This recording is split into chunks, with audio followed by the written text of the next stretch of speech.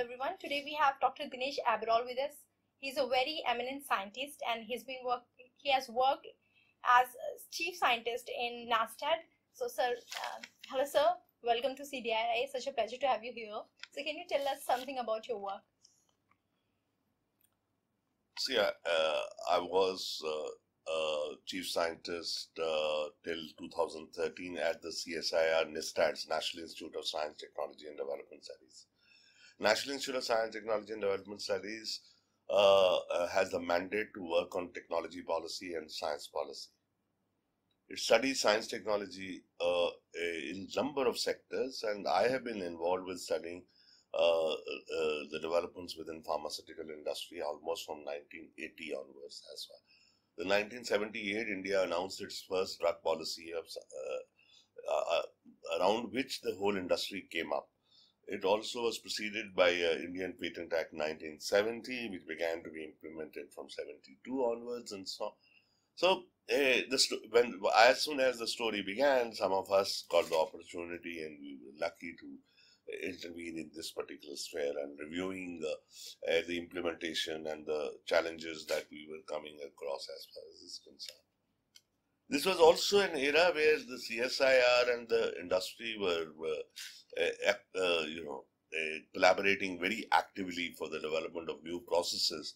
CSIR and industry get together, collaboration produced for over 100 essential drugs, new processes. Many of them were cost-effective processes, and because they reduced the steps that needed to be followed, etc., that brought down the cost of production.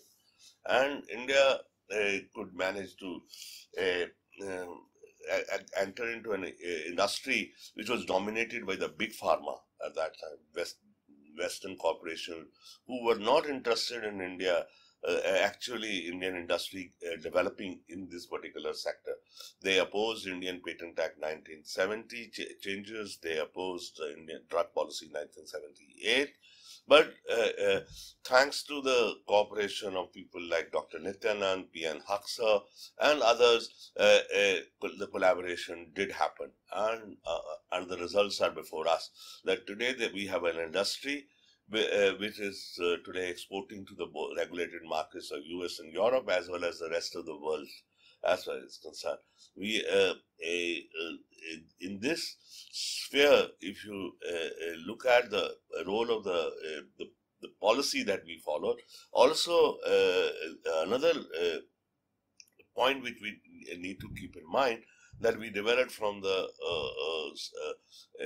API, key starting material, to final formulation.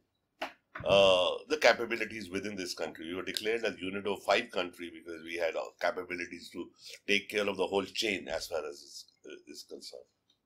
So that was the policy at that time. And this policy then subsequently, when was challenged to the demands again from WTO, the World Trade Organization, and the GATT negotiations, the agreement called TRIPS, the Trade Related Intellectual Property Rights Agreement, which we are now signatory to. At that time, when it was put into discussion, we again played a role in discussing what implications it would have on the Indian pharmaceutical industry. In India, the Dunkel draft, which actually carried the proposals of the Western corporations in the early 90s, again were assessed and evaluated by us, and we brought that particular discussion into public as well. The public policy makers, while saw that there was no alternative, but we said, okay, fine, even if you see there is no alternative to signing TRIPS agreement because you are wanting to globalize and so on, etc., you need to buy a transition period. And we bought the 10-year transition period up to 2005. We did not introduce the product patent till now.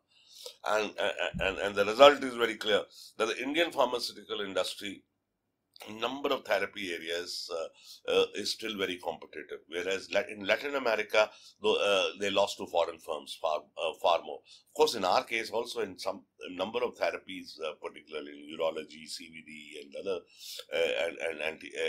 and oncology, these many corporations could manage to gain an entry into it. So there are a number of patented drugs which we are continuing to import now. The challenge lies, how do we indigenize that? on the one hand. The second, because from the point of view of public health, point of view of the Indian people as far as concerned, they want affordable medicine, essential medicine, because we are a poor country. Now, but our industry today has become big. It's no more the child of the Indian state, child of the Indian people as well as concerned, which funded, we nurtured it with the taxpayers' money through CSIR and through other means as far as it's concerned. It's more interested in globalized markets. The challenge lies in saying, can we develop a suitable policy to say that the Indian priorities of the public health, our needs, unmet needs, are actually the target of the drug discovery and development effort as far as is concerned. We have pursued for the last two decades a path where we hope that through strategic alliances and collaboration with foreign firms, we would be able to develop the competencies and collaborate. But the result is, with the new policy, with that 2000 onwards, which I just now named, that strategic alliances and collaborations would be the pathway through which we will gain. We have not achieved the desired goal as far as is concerned. Whatever collaborations with the DRL with Novo Nordisk or even other companies like Landmark out licensing certain products as far as is concerned, none of these particular things have come to fruition. So it means that particular pathway collaboration. Now, as far as synergy between public funded industries and institutions like CDRI, so what are your expectations from our institution? Firstly, there isn't any public funded industry left now in this country. IDPL, HAL, RDPL, all these industries were the mother of the Indian pharmaceutical industry. You people are young. Indian industry would not have come up. DRL would not have come up. Who is Reddy? Reddy worked in IDPL, Hyderabad, and that's where from he came. So many people who are today working in the private sector industry are actually the products of either the CSIR system or the Indian public sector. But we have followed a policy in the last 2 decades, in particular from 2000 onward, not to give importance to the mother industries, which were this. And what is the consequence of that? What is the result today? For our APIs and key starting materials and intermediates, today we have become dependent on China. For all our major bulk drugs, let's say whether it's for paracetamol, you take that, or you take metformin, you take Cipros, you take any. Well, we are importers today of APIs. We have become dependent on China because they retained their state-owned enterprises. They retained their public sector enterprises. The economies of scale and scope were possible that the clusters were developed by them, and consequently they are cost competitive in the world. We are also importing. We are competing in formulation, but not in bulk drug and API and key starting material, because that's where the economies of scale are required, etc. And the Indian private sector industry is not willing to take that risky investment as far as is concerned. So when we are talking of public sector industry, it is not there to expect anything out of it, the CSIR, because it itself doesn't exist. But yes, much of the industry which is present here or is present in any other conference happens to be of private sector origin. Yes, with them the collaboration is, I do not know how far it's possible, even through the means that we have used so far, that they will partner with us, because their own investment in NDDR has decreased over the period, New Drug Development District. They have shifted to ANDAs. They are basically the off-patent drugs which are going off-patent. Therefore, that you file the ANDAs, the abbreviated new drug application, and then you try to take para 4 benefits and 180 days advantage and get some money. But that's serving the US market, Europe market. Who will serve the Indian market? If you are wanting to achieve that particular thing, the way forward which I have suggested is, let's set up public sector corporations for different areas, whether it's leishmaniasis, whether malaria, anti-malarias, whether it is anti-TB or so on, etc., which will actually take care of the valleys of deaths which we experience while developing a product. Because earlier one was for known products, where the work was synthesis or medicinal chemistry. And now today, the challenge is far more to bring several disciplines to be together. Now, it cannot be, the CDRI can bring a product up to the final stage and then license it. That will be happen in few cases as well. In majority of the cases, you will have to see industry if not willing to give funds. The only way is that the government gives funds for clinical development of whether anti-malarians or for TB or other molecules which you have been offering. I just was learning from somebody that 10 compounds were or 13 compounds were licensed to various industries. They're sitting on them because they're not giving them enough returns. What they get with less cost, they want extra return that they get it by to the board by collaborations with the foreign companies as far as is concerned. I have analyzed the alliances and collaborations of Indian firms and as well as alliances with the Indian R&D institutions as far as concerned. There are more alliances and collaborations with foreign firms than with the Indian firm.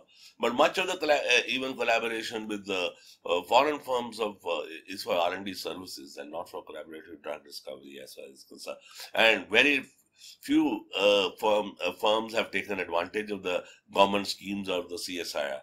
I think the challenge today lies in the fact that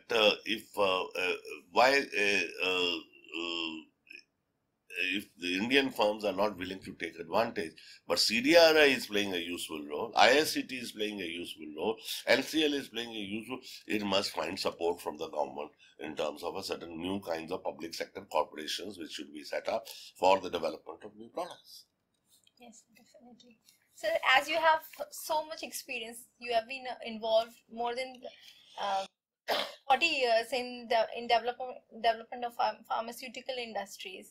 And now you see this collaboration going on. Do you see this could be fruitful in order to development of new therapies and all? Look, you see, days of heroic inventors, whether it is like the penicillin, the case that we often normally discuss it with Dr. Balram yesterday, discussed it. This is here now. We are in an era where collaborative drug discovery and development effort is the way forward as far as this is concerned. No one individual, even no one institution by itself, we will say CDRI, is in position to put out a molecule because because one is the cost is very high, another is the competencies are still within us as far as within there are gaps as far as it's concerned. So the gaps have to be filled, complementarities have to be explored among the labs within CSIR and outside the CSIR. CSIR, ICMR, DBT labs, they will have to also find complementarities among themselves. And if you look at, we have had there is a health research policy which has been in pipeline for 2008. Now it's more than 9 years, but it hasn't been discussed in the parliament and approved as yet till now. So see, our priorities became export orientation built on off-patent drugs and not really necessarily simultaneously giving enough impetus for new, even for API on the one hand, these starting materials, that's the mother industry for the formulation sector to be developed, or to the new product. These two priorities remain underdeveloped for the Indian industry. Priorities shifted, but somebody else has to take care of it. It could have been only the government.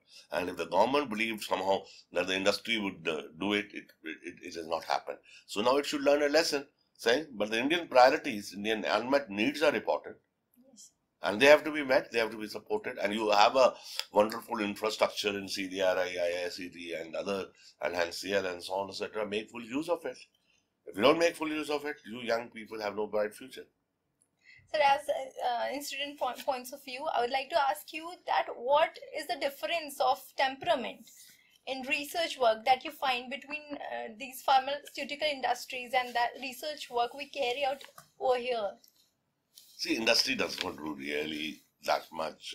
In Indian case, I'm talking of research. See, it's a product linked research, as I said, that they began their journey into it. They have now virtually abandoning. They abandoned it. I have analyzed hundreds of projects which started, how they have been abandoned over the period as far as is concerned. There also they were basically out-licensing to foreign firms and so on, etc. Those collaborations have not worked because they were dropped either in phase 2 or in some cases even in phase 3 as far as is concerned of clinical development. And if that particular experience tells us that industry is now you know not into the temperament of doing product development research. Product development research is going to happen only in the public sector as far as is concerned for the time being. And I do not think, because the Indian industry faces other challenges, as I was pointing out, that they have become dependent on API import from China, 70% of the import. Their exports are not growing anymore as far as is concerned. Their pockets are not deep enough. They are not going to put in money as far as is concerned. So whatever they'll put in money is not likely to be suitable for the product development as far as is concerned. I don't think they have the temperament for that. At the moment. In few cases, you will see always some examples coming in, but as a whole, I doubt that they have the temperament. The temperament lies with us. See, what drug discovery and development requires a lot of patience, perseverance. Patient finance is the way forward as far as is concerned, and that can only come from government and government of India. And like Indian industry, as I said, is a product of the Indian government initiative and effort. And the multinationals opposed the Indian government in 1970s that they said, why do you need to develop the Indian drug industry? But no, we made a resolve, and the Indian industry was developed. Today that you, in fact, if you have to count among the few industries which in manufacturing sector survived, and that too, of course, even with limitations like in formulations and with not in bulk dry, is the pharma industry, one of them. So, but even there, I think the challenges are already very huge. We can see the gaps, as I said, that vis-a-vis both collaborative drug discovery on the one hand, on the other hand, vis-a-vis the API and the key starting material. In fact, you are at crossroads. Let me be very, very frank. You may not have a bright future unless you intervene now and with the correct approach. And that correct approach would be very different from the approach that we have followed for the last 2 decades. Abandon that approach, follow a new approach with the public sector corporations coming in. Otherwise, you don't have a future. So, as you said, that power lies with us, and we should use right approach. So what are the tips that you would like? It doesn't lie with you. Unfortunately, you're not even coming onto the street. The scientists of the CSIR have to realize the power still lies with these corporations who have far more influence on the government than scientists we. So the question is, are we willing to mobilize ourselves and exercise power? Pharmaceutical industry 2017 has come in. Let us exercise our influence. As CSIR scientists, as CDRI scientists say, this pharmaceutical policy is not going to give us the way forward as far as it's concerned. We need a new way forward. We don't need the a path to be continued on the basis of the assumptions of the 2000 policy. We need in 2017 a new policy in which the public sector corporations would have a higher role and a much better role. And then you can use money for the clinical development as well for the molecules that which you develop. So you're talking about new approaches and just changing the way we are carrying out our research work here. So what are the tips that you would like to give us students, the coming generation, that things we should change in order to make? I am not really asking you to change. This is, I think, this advice that you get from industry. I do not advise. I think you are for the long-term benefit of this country. Yes. Help develop those organizational mechanisms where whenever you are able to get interaction and linkages with both on the clinician side, hospital side on the one hand, on the other hand with the industry, take those particular opportunities. Ask those mechanisms to be developed and so on, etc. And where far more future lies for Indian young students, for CDRI scientists, and so on, etc. I don't think I want you to develop yourself in the image of industry. The industry does not do basic research, as we yesterday discussed the role of what it plays as far as concerned, and you are continuing to play that role. Your role is democratic. Your role is for empowering the Indian people to see whether if the industry actually has to contribute, in what way it can contribute, because it's your knowledge which actually makes a difference to even almost all the new leads came from academic institutions. Remember that it didn't come from industry. So don't become what industry wants you to become. Play the role of a long-term investment from the Indian people in R&D, and that is the future. That's the road forward for you. So as your advice is so valuable, so what would be your take-home message for us? Take-home is protect CSIR, preserve the facilities, the structures, and the ethos which would allow you to do basic research as well as collaborative R&D in drug discovery and development, and a new manpower, R&D manpower, which is competent. It would continue to develop as far as is concerned. We are short of manpower in many areas. The critical size of manpower that you need is not there, and I hope more and more these laboratories are the best schools for the new R&D manpower to be developed, and that's what CDRI is developing. Invest in human beings, human resources. That is where don't become available to the big pharma, this manpower to be developed and then not to be employed. I would like much more public investment in R&D to take place, so that this R&D manpower can continue to gain experience and expertise. That's what I mean. Public sector R&D corporations around leishmaniasis or malaria, or TB, set up. Hundreds of scientists will be employed in those particular things to be developed. Let that investment be made. Nobody will come and make investment for our problems as far as is concerned. So please at least choose the route forward which is different from what the industry at the moment or the many of the venture capitalists might like to sell to you. They will themselves learn that their methods are not necessarily good. What works in USA doesn't necessarily work in India. I don't know if I'm a contrarian. I fully thought about it. Why I think what works in US is not going to work in India. But we continue to market it that particular way. I'm sorry, this will not produce results. Yes, definitely. So that is Dr. Dinesh Abrol. I thank you very much, sir, for your valuable suggestion and having this conversation with us. Thank you very much.